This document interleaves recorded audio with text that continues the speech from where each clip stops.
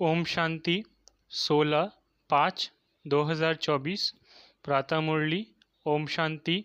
बाप दादा मधुबन। बाबा आज कह रहे हैं, मीठे बच्चे, अपने को सुधारने के लिए अटेंशन दो, दैवी गुण धारण करो। बाप कभी किसी पर नाराज़ नहीं होते, शिक्षा देते हैं, इसमें डरने की बात नहीं। मीठे बच्चे, अपने को सुधारने के लिए अटेंशन दो, दैवी गुण धारण करो। बाप कभी किसी पर नाराज़ नहीं होते, शिक्षा देते हैं, इसमें डरने की बात नहीं। प्रश्न: बच्चों को कौन सी एक स्मृति रहे तो टाइम वेस्ट ना करे? उत्तर: ये संगम का समय है, बहुत ऊंची लॉटरी मिली है। बाप हमें हीरे जैसा देवता बना रहे हैं। ये स्मृति रहे तो कभी भी टाइम वेस्ट ना करें। ये नॉलेज सोर्स ऑफ इनकम है, इसलिए पढ़ाई कभी मिस ना हो। माया देह अभिमान में लाने की कोशिश करेगी, लेकिन तुम्हारा डायरेक्ट बाप से योग हो तो समय सफल हो जाएगा। ओम शांति। बच्चों को ये तो मालूम है कि ये बाप है, इसमें डरने की तो कोई बात नहीं। ये कोई साधु महात्मा नहीं है जो कोई बद्दुआ करेंगे या गुस्सा करेंगे। उन गुरुओं आदि में तो बहुत क्रोध होता है, तो उनसे मनुष्य डरते हैं, कहाँ श्राप ना दे देवे। यहाँ तो ऐसी कोई बात नहीं। बच्चों को कभी डरने की बात नहीं। बाप से डरते वो हैं जो खुद चंचल होते हैं। वो लौकिक बाप तो गुस्सा भी करते हैं, यहाँ तो बाप कभी गुस्सा आदि नहीं करते। समझाते हैं, अगर बाप को याद नहीं करेंगे तो विकर्म विनाश नहीं होंगे, अपना ही जन्म जन्मांतर के लिए नुकसान करेंगे। बाप तो समझानी देते हैं, आगे के लिए सुधर जाए। बाकी ऐसे नहीं कि बाप नाराज़ होते हैं, बाप तो समझाते रहते हैं। बच्चे अपने को सुधारने के लिए याद की यात्रा पर अटेंशन दो, साथ साथ चक्र को बुद्धि में रखो, दैवी गुण धारण करो।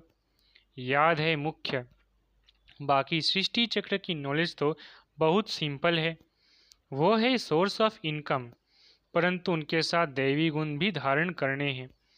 इस समय है बिल्कुल आसुरी गुण। छोटे बच्चों में भी आसुरी गुण होते हैं, लेकिन उन्हों को मारना बिल्कुल नहीं है और ही सीखते हैं। वहाँ सतयुग में तो सीखना नहीं होता है, यहाँ तो माँ बाप से बच्चे सब सीखते हैं। बाबा गरीबों की बात करते हैं, साहूकारों के लिए तो यहाँ जैसे स्वर्ग है। उनको ज्ञान की दरकार नहीं, ये तो पढ़ाई है। टीचर चाहिए जो सिखावे सुधारे।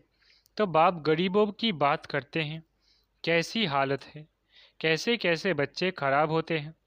माँ बाप को सब देखते रहते हैं, फिर छोटेपन में ही सब खराब हो जाते हैं। ये रूहानी बाप कहते हैं, मैं भी गरीब निवाज हूँ। समझाता हूँ, देखो इस दुनिया में मनुष्यों की क्या हालत है। तमो प्रधान दुनिया है, तमो प्रधान की भी कोई हद होती है ना। 1250 वर्ष तो कलयुग के हुए, एक दिन भी कम जास्ती नहीं। दुनिया जब पूरी तमो प्रधान हुई तब बाप को आना पड़े। बाप कहते हैं, मैं ड्रामानुसार बंधायमान हूँ, मुझे आना ही पड़ता है। शुरू में कितने गरीब आए, साहूकार भी आए, दोनों इकट्ठे बैठते थे। बड़े बड़े घर की बच्चियां भागी, कुछ भी ले नहीं आई। कितना हंगामा हो गया। ड्रामा में जो होने का था वो हो गया, ख्याल भी नहीं था ऐसे होगा। बाबा खुद वंडर खाता था, क्या हो रहा है।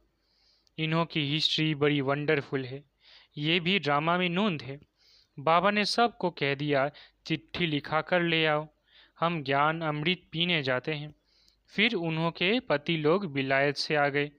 वह बोले, विष दो।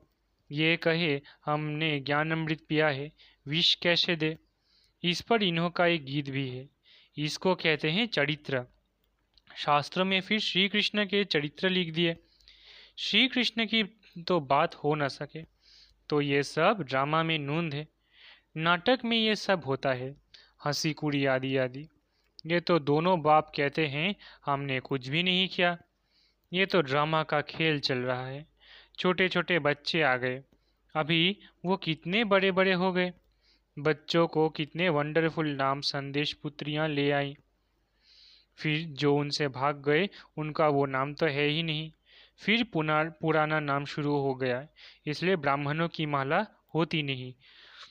तुम्हारे पास कुछ भी नहीं है। पहले माला फेरते थे, अभी तुम माला के दाने बनते हो। वहाँ भक्ति होती नहीं। ये नॉलेज है समझने की, है भी सेकंड की नॉलेज। फिर उनको कहते हैं ज्ञान का सागर। सारा सागर स्याही बनाओ, जंगल को कलम बनाओ तो भी पूरा ना हो सके। और फिर है भी सेकंड की बात।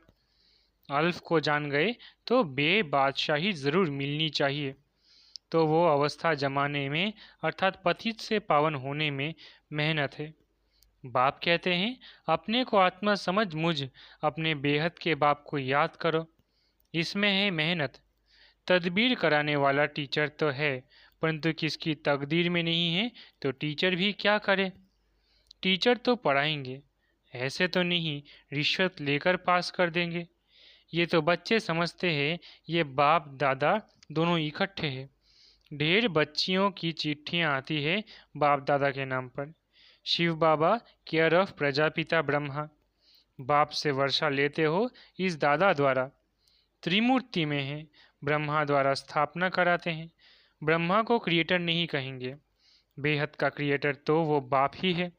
प्रजापिता ब्रह्मा भी बेहद का हो गया। प्रजापिता ब्रह्मा है तो बहुत प्रजा हो जाएगी। सब कहते हैं ग्रेट ग्रेट ग्रैंडफादर। शिव बाबा को ग्रेट ग्रेट ग्रैंडफादर नहीं कहेंगे, वो तो सभी आत्माओं का बाप हो गया। आत्माएं सभी भाई भाई है, फिर बहन भाई होते हैं। बेहद के सिजरे का हेड प्रजापिता ब्रह्मा हो गया। जैसे बिरादरी का सिजरा होता है ना, ये है बेहद का सिजरा। आदम और बीबी, एडम और ईव किसको कहते हैं? ब्रह्मा सरस्वती को कहेंगे। अब सिजरा तो बहुत बड़ा हो गया है, सारा झाड़ जड़ जड़ीभूत हो गया है। फिर नया चाहिए, इसको कहा जाता है वैरायटी धर्मों का झाड़।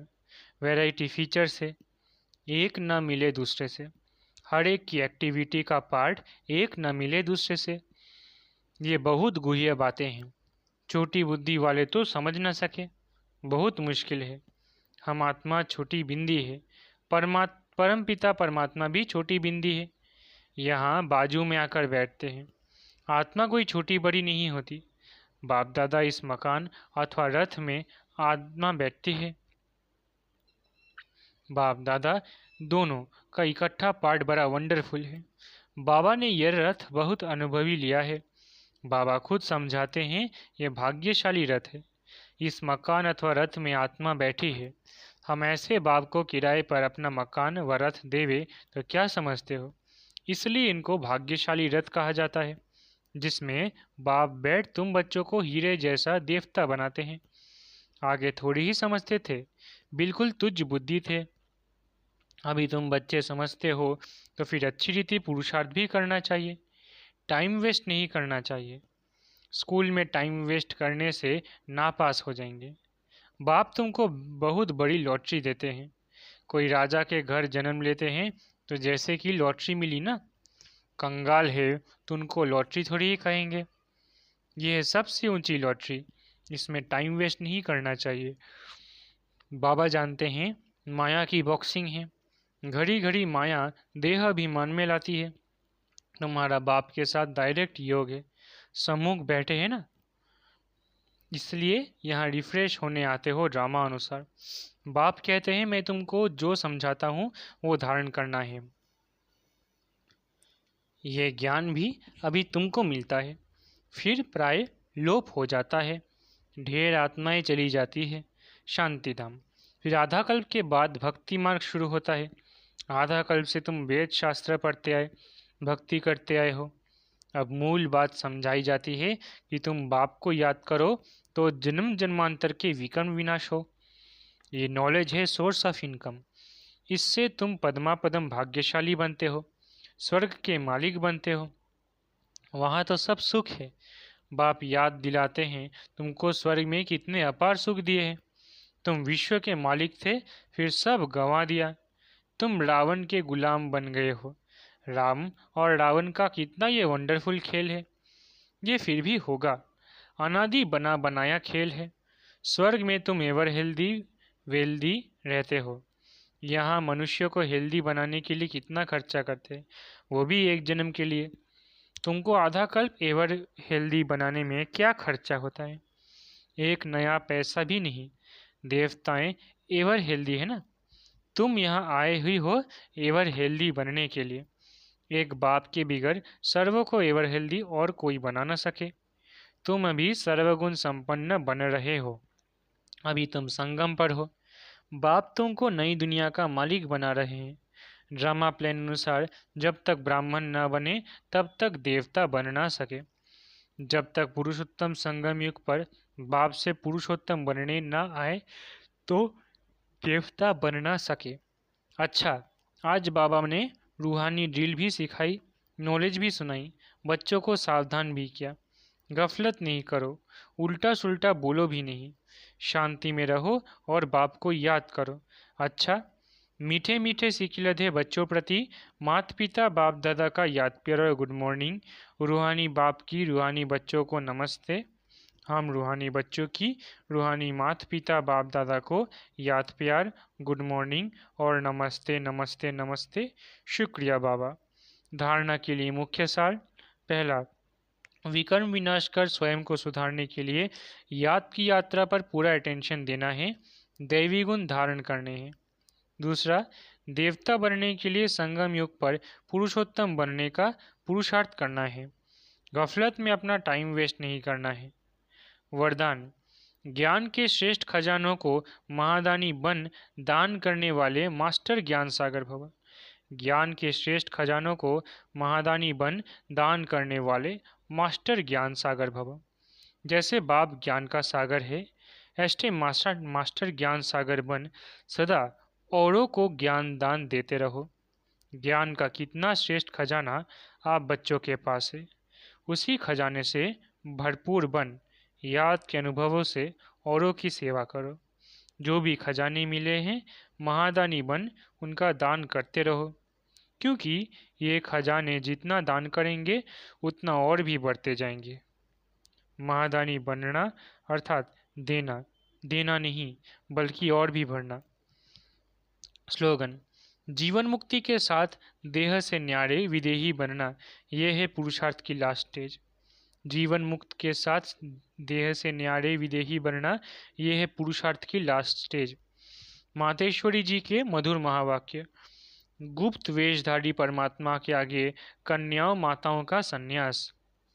अभी दुनियावी मनुष्यों को ये विचार तो आना चाहिए कि इन कन्याओं माताओं ने संन्यास क्यों लिया। ये कोई हठ योग कर्म संन्यास नहीं है, परंतु बिल्कुल सहज योग, राजयोग, कर्मयोग संन्यास जरूर है। परमात्मा खुद आए जीते जी देह सहित देह के सभी कर्मेंद्रियों का मन से संन्यास कराता है, अर्थात 5 विकारों का संपूर्ण संन्यास करना जरूर है। परमात्मा आए कहता है दे दान तो छूटे ग्रहण। अब माया का ये ग्रहण जो आधा कल्प से लगा हुआ है, इससे आत्मा काली पतित बन गई है। उनको फिर से पवित्र बनाना है।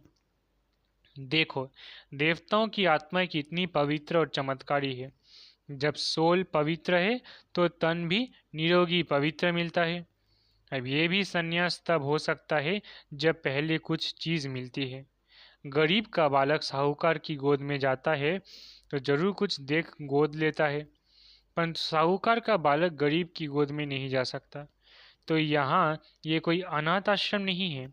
यहाँ तो बड़े बड़े धनवान कुलवान मात्याय कन्याएं हैं जिन्हों को दुनियावी लोग अब भी चाहते हैं कि घर में वापस आए, परंतु इन्होंने क्या प्राप्त किया जो उस मायावी धन पदार्थ अर्थात सर्वंश संन्यास किया है।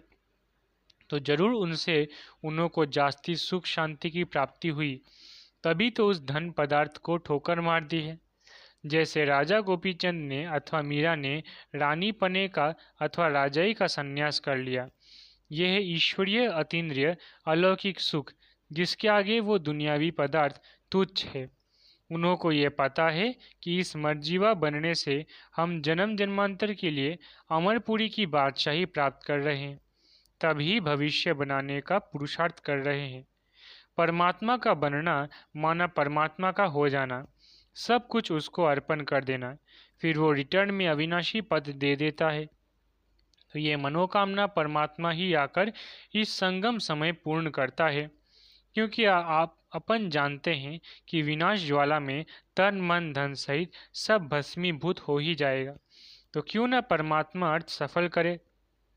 अब ये राज भी समझना है कि जब सब विनाश होना है तो हम भी लेकर क्या करें।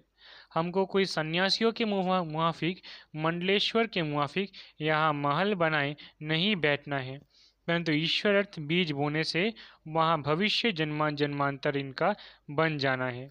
ये है गुप्त राज। प्रभु तो दाता है, एक देवे सौ पावे, परंतु इस ज्ञान में पहले सहन करना पड़ता है। जितना सहन करेंगे उतना अंत में प्रभाव निकलेगा। इसलिए अभी से लेकर पुरुषार्थ करो। अच्छा, ओम शांति। शुक्रिया बाबा।